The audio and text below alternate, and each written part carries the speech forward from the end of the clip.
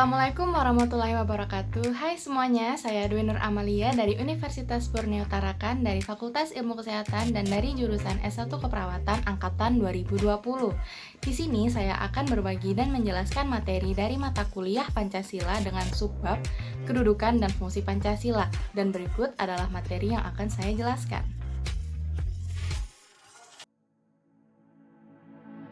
Baiklah, jadi di sini kita akan membahas terkait dengan kedudukan dan fungsi Pancasila. Materi ini akan dibawakan oleh saya, Dwi Nur Amalia, dengan NPM 20 40 70 30 42.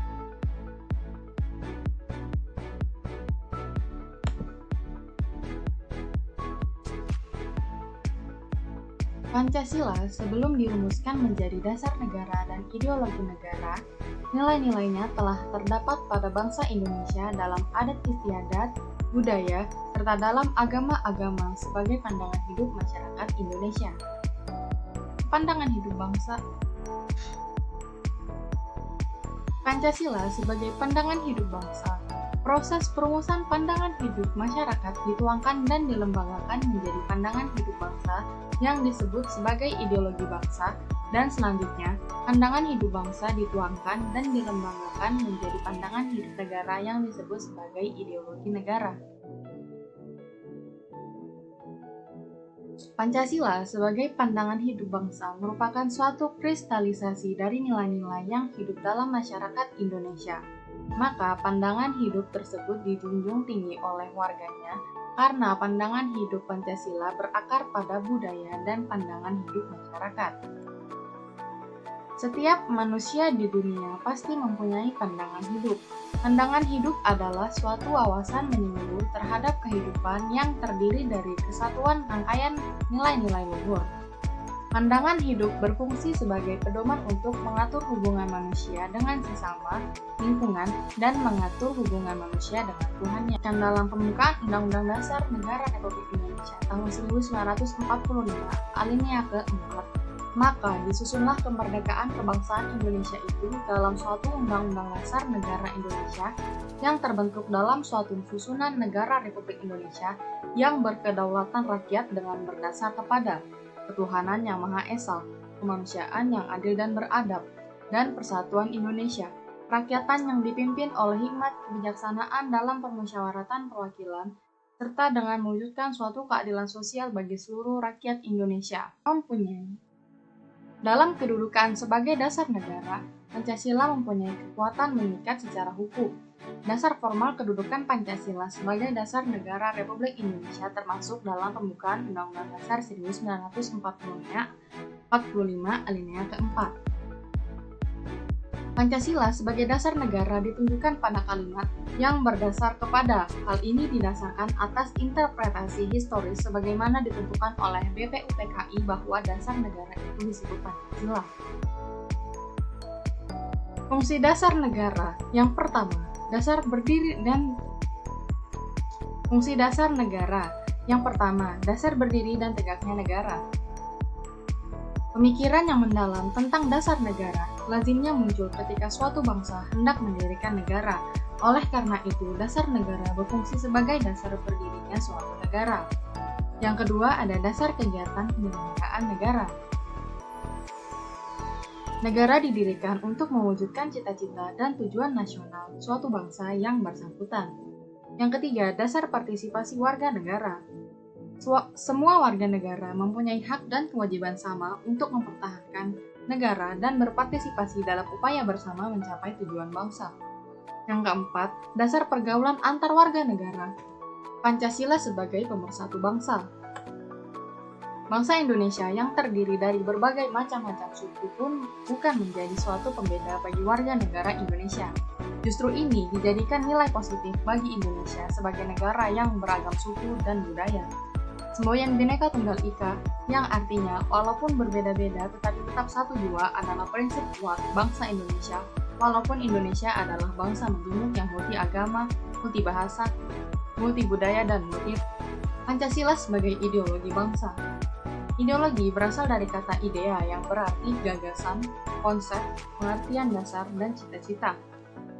Dan juga berasal dari kata logos yang berarti ilmu. Kata ide berasal dari bahasa Yunani, yaitu eidos yang berarti bentuk dan juga idein yang berarti melihat. Secara harfiah, ideologi adalah ilmu pengetahuan tentang ide-ide atau the science of ideas atau ajaran tentang pengertian dasar-dasar. Ideologi menurut Kamus Umum Bahasa Indonesia adalah keyakinan yang dicita-citakan sebagai dasar pemerintahan negara. Secara umum, ideologi merupakan kumpulan gagasan-gagasan atau ide-ide atau keyakinan-keyakinan, kepercayaan-kepercayaan yang menyeluruh dan sistematis, yang menyangkut dan mengatur tingkah laku sekelompok manusia tertentu dalam berbagai bidang kehidupan yang menyangkut bidang politik termasuk bidang pertahanan dan keamanan, bidang sosial, bidang kebudayaan, dan bidang keagamaan. Di dalam Pancasila telah tertuang cita-cita, ide-ide, gagasan-gagasan yang ingin dicapai bangsa Indonesia. Oleh karena itu, Pancasila dijadikan ideologi bangsa. Ideologi tertutup. Ideologi itu bukan cita-cita yang sudah hidup dalam masyarakat, melainkan cita-cita suatu kelompok orang yang mendasari suatu program untuk mengubah dan memperbarui masyarakat. Hal ini berarti demi ideologi masyarakat harus berkorban untuk menilai kepercayaan ideologi dan kesetiaannya sebagai warga masyarakat. Isinya bukan hanya berupa nilai-nilai dan cita-cita tertentu, melainkan terdiri dari tuntutan-tuntutan konkret dan operasional yang keras. Jadi, ideologi tertutup bersifat totaliter dan menyangkut segala segi kehidupan. Ideologi terbuka. Pancasila sebagai ideologi terbuka, Pancasila bersifat aktual, dinamis, antisipatif, dan senantiasa mampu menyesuaikan dengan perkembangan zaman. Ideologi idealis, nilai-nilai dasar yang terkandung dalam Pancasila yang bersifat sistematis dan rasional yaitu hakikat nilai yang terkandung dalam 5 sila Pancasila. Lalu ada ideologi normatif.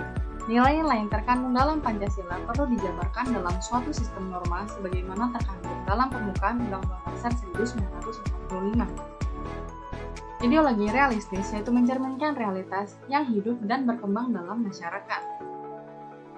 Ideologi terbuka berarti, oleh karena itu Pancasila harus dijabarkan dalam kehidupan sehari-hari sehingga bersifat realistis, artinya mampu dijabarkan dalam kehidupan nyata dalam berbagai bidang. Keterbukaan Pancasila dibuktikan dengan keterbukaan dalam menerima budaya asing masuk Indonesia selama budaya asing itu tidak melanggar nilai-nilai yang terkandung dalam 5 Pancasila. Misalnya, masuknya budaya India, Islam Barat, dan sebagainya. Pancasila sebagai jiwa bangsa.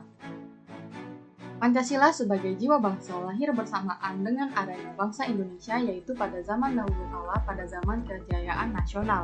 Hal ini sesuai dengan apa yang telah dikemukakan oleh Profesor Mr. A.G. Prigodiko dalam tulisan beliau dalam Pancasila yang menyatakan bahwa Pancasila itu sendiri telah ada sejak adanya bangsa Indonesia.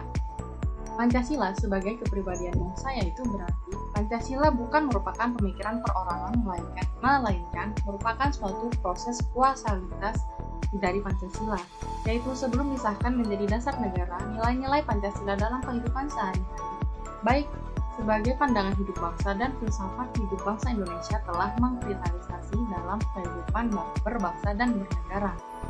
Karena nilai-nilai Pancasila telah diyakini kebenarannya, yang menimbulkan tekad bagi untuk mewujudkan dalam sikap dan tingkah lakunya.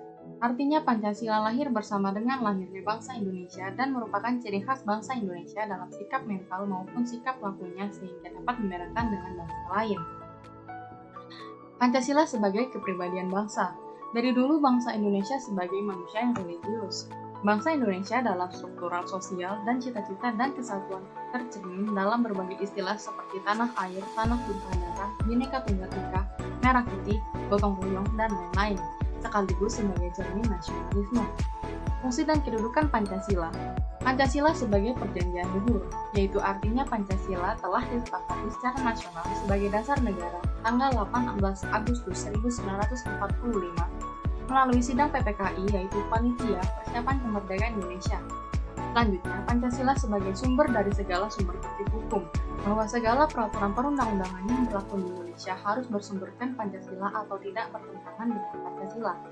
Pancasila sebagai cita-cita dan tujuan yang akan dicapai bangsa, yaitu masyarakat adil dan makmur yang merata, material dan spiritual yang berdasarkan Pancasila.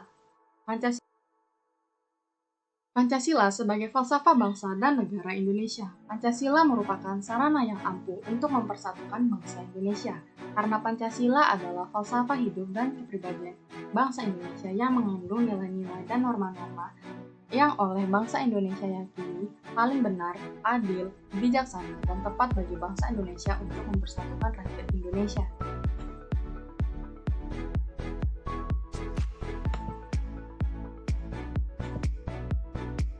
Manusia sebagai makhluk ciptaan Tuhan yang Maha Esa dalam perjuangan untuk mencapai kehidupan yang lebih sempurna, senantiasa memerlukan nilai-nilai luhur yang dimilikinya seperti pandangan hidup. Nilai-nilai luhur adalah suatu tolak ukur kebaikan yang berkaitan dengan hal-hal yang bersifat mendasar dalam hidup manusia, seperti cita-cita yang hendak dicapainya di masa depan. Sekian materi yang saya sampaikan hari ini, kurang dan lebihnya mohon maaf. Sekian dari saya, apabila ada kurang dan lebihnya mohon dimaafkan. Wassalamualaikum warahmatullahi wabarakatuh. Semoga bermanfaat.